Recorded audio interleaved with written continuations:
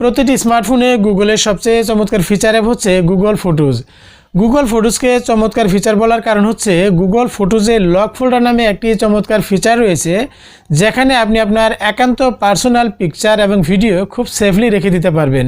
Google ফটোজে lock folder কোথায় থাকে এবং এটা কীভাবে আপনি ব্যবহার করবেন সেটি জানার জন্য আপনি এই ভিডিওর আইকার্ডে টাচ করে সেই ভিডিওটি দেখে আসতে পারেন, অথবা এই ভিডিও ডেসক্রিপশনে সেই ভিডিও লিঙ্ক দেওয়া থাকবে, আপনি চাইলে সেখানে টাচ করেও সেই ভিডিওটি দেখে আসতে পারেন।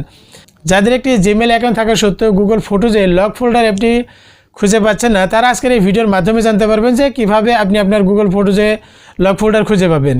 তো বন্ধুরা, মূল ভিডিও শুরু করার আগে আপনি আমার চ্যানেলে নতুন দর্শক বন্ধু হয়ে থাকলে অবশ্যই চ্যানেলটি সাবস্ক্রাইব করে পাশে থেকে বেল আইকনটি অন করে রাখবেন, পরবর্তীতে এই ধরনের নতুন নতুন ভিডিওর আপডেট সবার আগে পাওয়ার জন্য। তো চলুন মূল ভিডিও শুরু করি। আপনার অ্যান্ড্রয়েড ফোনে গুগল ফটোজ অ্যাপটি থাকা সত্ত্বেও যদি সেখানে আপনি লক ফোল্ডার খুঁজে না পান, তাহলে আপনাকে 4টি বিষয় লক্ষ্য রাখতে হবে। প্রথমত, আপনার অ্যান্ড্রয়েড ফোনটি অ্যান্ড্রয়েড 7+ লেটেস্ট ভার্সনের কিনা সেটি দেখতে হবে।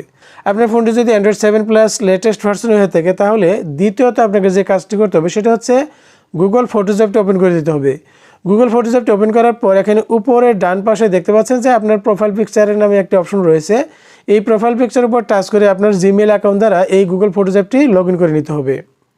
যদি আপনি লগ ইন করে থাকেন, তাহলে দ্বিতীয়ত যে কাজটি হচ্ছে সেটা হচ্ছে আপনার একই জিমেল অ্যাকাউন্ট দ্বারা আপনার গুগল ফটোজ অ্যাপটি দীর্ঘদিন ব্যবহার করতে হবে।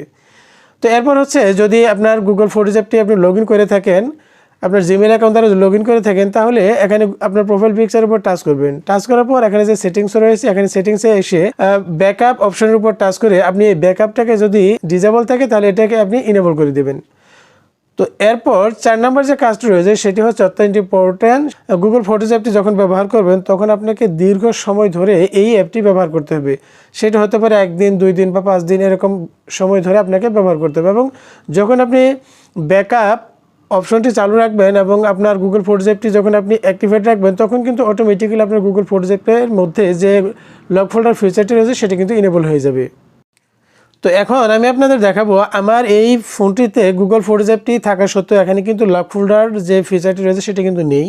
তো এখন আমি আপনাদের যেটি দেখাবো সেটি হচ্ছে, আমি যখন এই গুগল ফটোজ অ্যাপটি ব্যবহার করি, তখন আমার এই ফোনে কিন্তু আমি আমার যে নতুন একটি জিমেল অ্যাকাউন্ট ছিল সেই জিমেল অ্যাকাউন্ট দ্বারা লগ ইন করি, এবং জিমেল অ্যাকাউন্ট দ্বারা লগ ইন করার পর গুগল ফটোজ অ্যাপটি কিন্তু গুগল ফটোজ থেকে লক ফোল্ডারটি কিন্তু চলে যায়। এবং আমি যখন আমার এই জিমেল অ্যাকাউন্ট দ্বারা আমার গুগল ফটোজ অ্যাপটি লগ ইন করি, তখন কিন্তু এখানে দেখতে পাচ্ছেন যে গুগল ফটোজের লক ফোল্ডারটি কিন্তু নেই।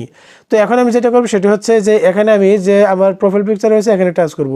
টাচ করার পর এখানে যে সেটিংস অপশন রয়েছে, সেটিংসে এসে এখানে যে ব্যাকআপ অপশনটি দেখতে পাচ্ছেন আনেবল রয়েছে, এটাকে আমি ইনেবল করে দেবো। অর্থাৎ ডিজেবল যদি থাকে তাহলে এটাকে আমি ইনেবল করে দেবো।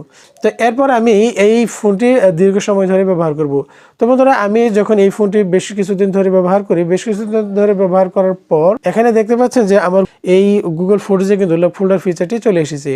তো এভাবে কিন্তু আপনি গুগল ফটোজ অ্যাপে যদি লক ফোল্ডার মিসিং থাকে, তাহলে কিন্তু আপনি খুব সহজেই এই লক ফোল্ডার ফিচারটি পেয়ে যাবেন। তো বন্ধুরা, সেই সাথে সাথে আজকের এই ভিডিও এখানেই শেষ করছি। ভিডিওটি ভালো লাগলে অবশ্যই একটা লাইক দিবেন এবং শেয়ার করে আপনার বন্ধুদেরকেও গুগল ফটোজে লক ফোল্ডারটি কীভাবে খুঁজে পেতে হয় সেই বিষয়টি জানার সুযোগ করে দেবেন। তো দেখা হচ্ছে নেক্সট কোনো ভিডিওতে। ততক্ষণ ভালো থাকবেন সবাই। আসসালামু আলাইকুম।